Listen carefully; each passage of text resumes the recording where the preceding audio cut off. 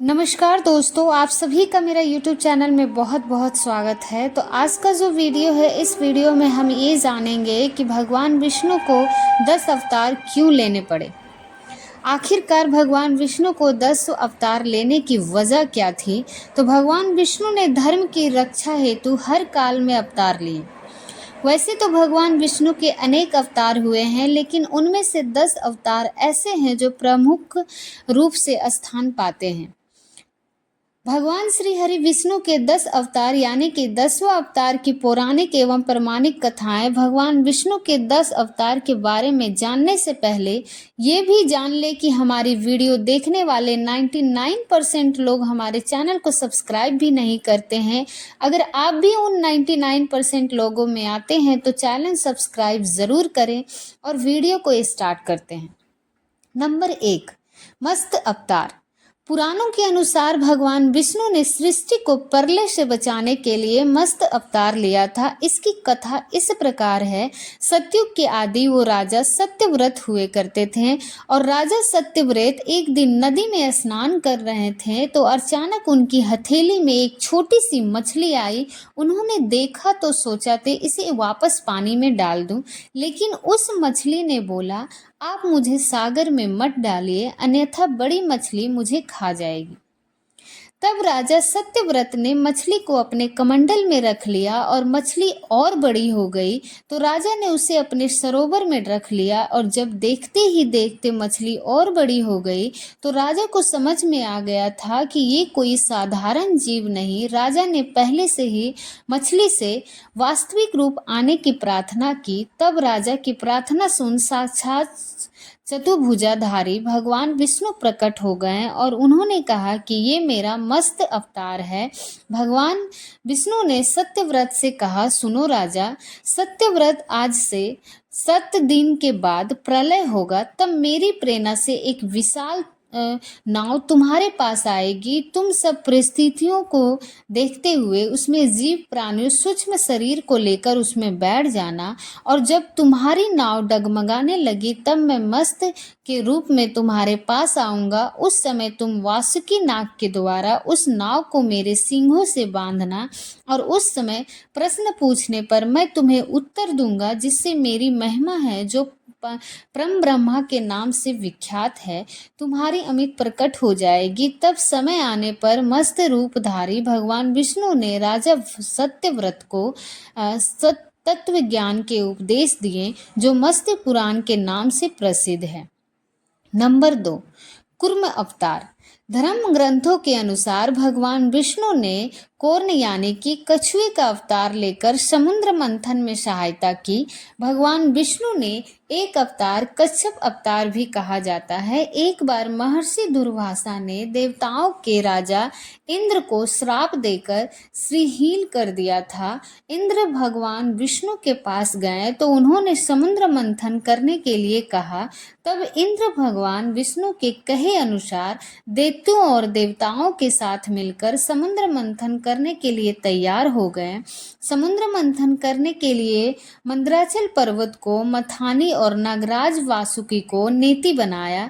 देवताओं और दैत्यों ने अपने मतभेद भुलाकर मंदराचल को उखाड़ा और उस समुद्र की ओर ले चले, लेकिन वो उससे अधिक दूर तक नहीं जा सके। तब भगवान विष्णु ने मंदराचल को समुद्र तट पर रख दिया और देवता और दैत्यों ने मंदराचल को समुद्र में डालकर नागराज वासुकी कृति बनाया, किंतु मंदराचल के नीचे कोई आधार नहीं होने के कारण वो समुद्र में डूबने लगा। और ये देखकर भगवान विष्णु ने कूर्म यानी कि कछुए का रूप धारण कर समुद्र में मंदराचल के आधार बने और करु की विशाल पीठ पर मंदराचल तेजी से घूमने लगा और इस प्रकार समुद्र मंथन संपन्न हुआ। नंबर 3, वाराह अवतार। धर्म ग्रंथों के अनुसार भगवान विष्णु ने 12वां अवतार के रूप में भी लिया। वाहरा अवतार से जुड़ी कथा कुछ इस प्रकार है। पुरातन समय में दैत्य हिरणाक्ष ने जब पृथ्वी को लेकर जा समुद्र में छिप जाता है, तब ब्रह्मा के नाक से भगवान विष्णु वराह रूप में प्रकट हुए थे। भगवान विष्णु के इस रूप को देखकर सभी देवताओं और ऋषि मुनियों ने उनकी स्मृति की थी। तब के एक ग्रह पर भगवान वाहरा ने पृथ्वी को ढूंढना प्रारंभ किया था और अपनी तूफानी की सहायता से उन्होंने पृथ्वी का पता लगा लिया और समुद्र के अंदर जाकर अपने दांतों पर रख तत्व पृथ्वी को बाहर लेके आए थे। तब हिरणाक्ष दैत्य ने ये देखा तो उसने भगवान विष्णु के बाहरी रूप को युद्ध के लिए ललकारा। दोनों में भीषण युद्ध हुआ था। अंत में भगवान पर हिरणाक्ष का वध कर दिया। इसके बाद भगवान बहाने अपने खुरों से जल को स्थगित कर उस पर धरती को स्थापित कर दिया। नंबर 4, भगवान नरसिंह। भगवान विष्णु ने नरसिंह अवतार लेकर दैत्यों के राजा हिरण्यकश्यप का वध किया था और इस अवतार की कथा कुछ इस प्रकार है। धर्म ग्रंथों के अनुसार दैत्यों के राजा हिरण्यकश्यप स्वयं को भगवान से भी अधिक बलवान मानता था और उसे मनुष्य देवता पशु पक्षी अपने दिन रात धरती न आकाश न अस्त्र न शस्त्र से मारने का वरदान था। उसे राजा जो था वो भगवान विष्णु की पूजा करता था तो उसको दंड दिया जाता था। उसके पुत्र का नाम प्रहलाद था। प्रहलाद बचपन से ही भगवान विष्णु का परम भक्त था और ये बात जब हिरण्यकश्यप को पता चली तो वो बहुत ही क्रोधित हुआ और प्रहलाद को समझाने का बहुत प्रयास किया, लेकिन फिर भी जब प्रहलाद नहीं माना तो हिरण्यकश्यप ने उसे मृत्यु दंड दे दिया और हर बार भगवान विष्णु के चमत्कार से वो बच जाता था। हिरण्यकश्यप की बहन होलिका थी, उन्हें अग्नि में ना जलने का वरदान प्राप्त था और वो प्रहलाद को लेकर धधकती हुई अग्नि में बैठ गई। तब भी भगवान विष्णु की कृपा से प्रहलाद बच गए और होलिका जल गई। तब हिरण्यकश्यप ने प्रहलाद को मारने वाला था तो भगवान विष्णु ने नरसिंह का अवतार लेकर सामने प्रकट हुए और उन्होंने अपने नाखूनों से हिरण्यकश्यप का वध कर दिया। नंबर 5, वामन अवतार। सतयुग में प्रभु के पुत्र दैत्यराज बलि ने स्वर्ग लोक पर अपना अधिकार बना लिया था। सभी देवता इस विपत्ति से बचने के लिए भगवान विष्णु के पास गए। तब भगवान विष्णु ने कहा, मैं स्वयं देव माता आदिति के गर्भ से उत्पन्न होकर तुम्हें स्वर्ग नागराज वापस डालूंगा।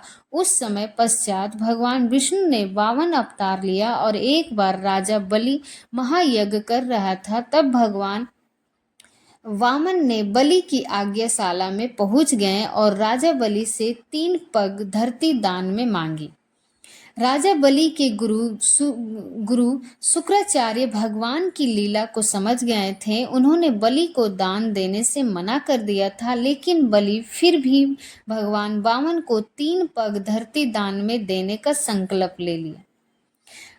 भगवान वामन विशाल रूप धारण किए। एक पग धरती पर और दूसरा पक्ष वर्कलोक पर और तीसरा पग रखने के लिए कोई स्थान नहीं बचा तो बलि ने भगवान वामन को अपने सर पर पग रखने के लिए कहा। बलि के सर पर पग रखने से वह उतर लोग पहुंच गया। बलि की दानवीरता देखकर भगवान ने उसे सुतल लोक का स्वामी बना दिया और इस तरह भगवान वामन देवताओं की सहायता कर उन्हें स्वर्ग पुनः लौटा दिया। नंबर 6, श्री राम। त्रेता युग में राक्षस राज रावण का बहुत ही आतंक था। उससे देवता भी डरते थे। उसके वध के लिए भगवान विष्णु ने राजा दशरथ के यहाँ पर माता कौशल्या के गर्भ से पुत्र के रूप में जन्म लिया और इस अवतार में भगवान विष्णु अनेक राक्षसों का वध किया था और मर्यादा का पालन करते हुए वो अपना जीवन यापन किया करते थे। पिता के कहने पर वो वनवास गए और वनवास बहुत समय राक्षस राज रावण उसकी पत्नी सीता का हरण कर ले गया। सीता की खोज में भगवान लंका पहुंच गए और वहां श्री राम और रावण का घोर युद्ध हुआ जिससे रावण मारा गया और इस प्रकार भगवान विष्णु के अवतार में राम ने देवताओं को वहां युद्ध के लिए ललकारा। तब नंबर 7, श्री कृष्ण अवतार। द्वापर युग में भगवान विष्णु ने श्री कृष्ण अवतार लेकर अधर्मियों का नाश किया था। भगवान श्री कृष्ण का जन्म कारागार में हुआ था। इनके पिता का नाम वासुदेव और माता का नाम देवकी था। भगवान श्री कृष्ण ने इस अवतार में अनेकों अनेकों चमत्कार किए थे और दुष्टों का सर्वनाश भी किया था। कंस का भी वध किया भगवान श्री कृष्ण ने ही किया था। महाभारत के युद्ध में अर्जुन के सारथी बने थे और दुनिया को गीता का ज्ञान दिया था। धर्मराज युधिष्ठिर को राजा बनाकर धर्म की पुनः स्थापना की थी। भगवान विष्णु का ये अवतार सभी देवताओं में सबसे श्रेष्ठ माना जाता है। और नंबर 8, भगवान परशुराम। भगवान परशुराम हिंदू धर्म ग्रंथों के अनुसार परशुराम भगवान विष्णु के प्रमुख अवतारों में से एक थे। भगवान परशुराम के जन्म के संबंध में 2 कथाएं प्रचलित है। हरिवंश पुराण के अनुसार उन्हीं में से एक कथा इस प्रकार है। प्राचीन समय में महिमस्ती नगरी में शक्तिशाली क्षत्रिय कार्यालय वीर अर्जुन का शासन था। वो बहुत ही अभिमान था और अत्याचारी विद्या। एक बार अग्निदेव ने उसे भोजन करने के लिए आग्रह किया। तब सहस्रास्त्र बाहु अपने घमंड में आकर कहा कि यह आप जहाँ चाहे भोजन प्राप्त कर सकते हैं, सभी और मेरा ही राज है। तब अगली देव वनों को जलाना शुरू कर दिया और एक वन में से आधा तपस्या कर रहे थे। अग्नि ने उनके आश्रम को भी जलाया। इससे क्रोधित होकर ऋषि ने सहस्रास्त्र बाहु को श्राप दे दिया कि भगवान विष्णु परशुराम के रूप में जन्म लेंगे। न सिर्फ सहस्रास्त्र बाहु बल्कि समस्त क्षत्रियों का सर्वनाश कर देंगे। और इस प्रकार भगवान विष्णु ने महर्षि जमदग्नि के 5वें पुत्र के रूप में जन्म लिया। नंबर 9, बुद्ध अवतार। धर्म ग्रंथों के अनुसार बुद्ध धर्म के प्रवक्ता गौतम बुद्ध भगवान विष्णु के अवतार